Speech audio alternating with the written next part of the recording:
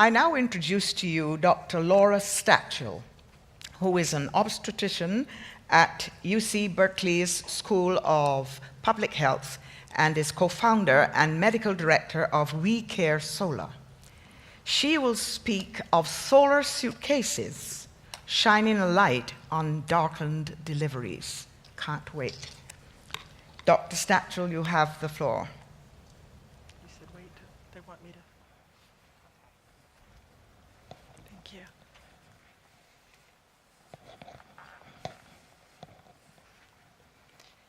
Imagine right now that you're one of the 15 million pregnant women this year who suffer a complication during pregnancy.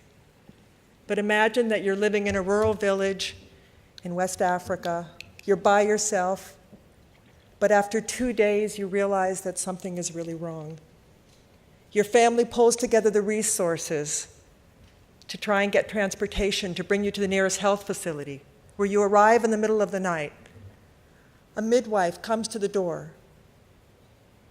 She checks to see why you're bleeding so heavily. She struggles to see if your baby is still alive. She tries to locate a doctor who can perform the C-section to save your life.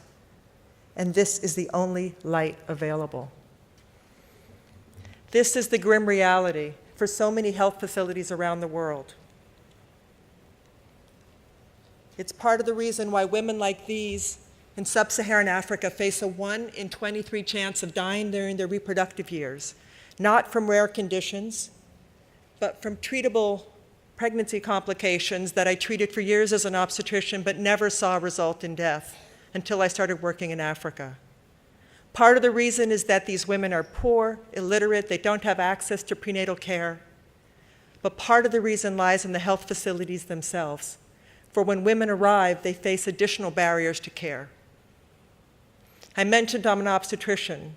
I turned to the study of public health around 10 years ago, and my studies brought me to work with colleagues in northern Nigeria, where I tried to understand how emergency obstetric care was being conducted.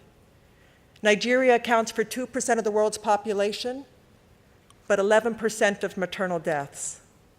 So I spent time just observing care in a state hospital serving a city of 1.5 million people. Most of my time was spent in this room, labor and delivery. I spent 10 to 14 hours a day just watching care and trying to see what women faced when they arrived at the hospital. It was a far cry from the care I was used to in the United States. None of the lights, monitors, equipment, not even privacy to which I was accustomed. Yet the women arriving here had some of the worst complications I had ever seen in my life. I knew there would be challenges in a hospital in northern Nigeria, but what I hadn't anticipated was that a state hospital could be without electricity for 12 hours each day, and sometimes for days at a time. What does it mean to be a hospital without electricity? It means that you can't utilize diagnostic equipment.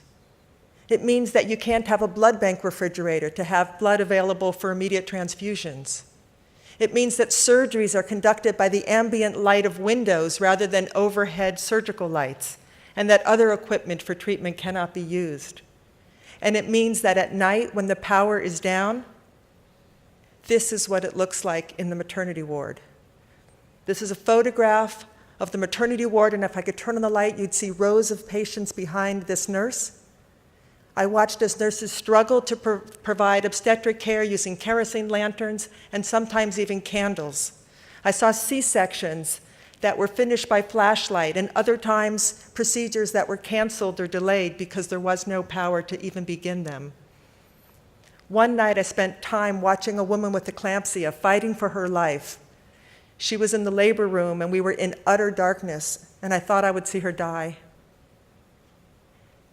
And I realized that my skills as an obstetrician were utterly useless in a hospital without light or electricity. Those 2 weeks changed my life. I wrote to my husband, who's a solar educator in the United States, and tried to describe the scenes that I was witnessing. And he said, I have an idea. When I came back to the United States, my husband, Hal Aronson, designed 4 solar electric systems targeting the areas of the hospital most in need for maternal health care. We brought in solar electricity for the operating room, for the labor ward, for the maternity ward, and we brought in a solar-powered blood bank refrigerator. And over the next year, the hospital was transformed. The operating room went from looking like this to this with only 15 watts of electricity. The maternity ward was lit, the blood bank refrigerator was functioning, and the maternal death rate in the hospital went down by more than 50%, and women were no longer being turned away. Honestly, I thought we were done. But local clinics began coming to me saying, "Why are you only focusing on the hospital? We're delivering women in the dark as well. Can't you help us?" And we realized we needed a solution that could scale. So my husband began equipping me with small solar electric kits that I could fit inside my suitcase and bring to clinics each time I returned to Nigeria to do my research. Each of them had the same components that you saw in the larger diagram, but they were squeezed into a small, compact unit. And then word spread, and soon we were getting requests from around the world.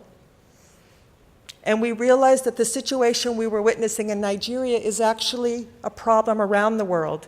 In fact, we estimate that there are 200,000 health facilities that lack reliable lighting right now. And with the help of the MacArthur Foundation, we were able to create a solar suitcase that we could bring to facilities around the world, each of them having a solar panel, batteries, and then lights that could be used for surgeries or for deliveries, and power to charge cell phones and to charge headlamps and to charge fetal monitors. And we made this suitcase modular so it could be expanded, and it could be used to power laptop computers or even a blood bank refrigerator. The solar suitcase has now been introduced to over 20 countries. It's helping midwives and health workers do their jobs throughout the night, leveraging many other investments that we all put into maternal and child health care. And it's being used in operating theaters like this one in eastern Uganda, where the surgeons no longer have to cancel C-sections at night or send patients into the dead of night looking for another hospital to provide care. But technology alone is not enough. It's important to create educational programs, and so we create programs so that midwives can learn how to optimize the technology. And then we create train-the-trainer programs so that midwives themselves can be teaching other midwives and health workers in their own countries. And we also train technicians so that they can create programs to do installations of these solar suitcases so they become permanently fixed to health centers, and solar panels are placed onto rooftops, and we encourage women to get trained. We started a female solar ambassador program last year, taking women from around the world so that women would be able to help to be the bearers of these technologies. But the solar suitcase goes beyond maternal health care. I want to share with you a story from the DR Congo, where Dr. Jacques Sebisaho was able to take a solar suitcase to a small island clinic. He did use it to deliver a woman with twins, but the following day there was an outbreak of cholera. And for the next 30 days, he treated 122 mothers, fathers, and children. And he then called me and said, for the first time in the history of the island, nobody died. He said, I used to lose 50% of my patients, and 80% of those were night. He said, we are witnessing what light can do in a community and how it can save lives in regions where night means death if you are sick or in need of emergency care after the sun goes down.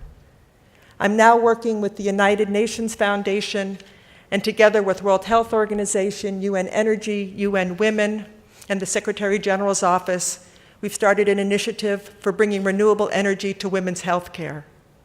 So imagine what it means when clinics around the world do have electricity.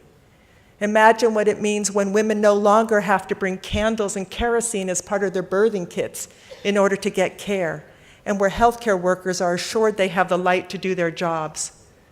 Imagine a world where we can bring sustainable energy to all the clinics that are in need, and where we have the power for healthcare workers to save lives, and where women no longer deliver in darkness. Thank you.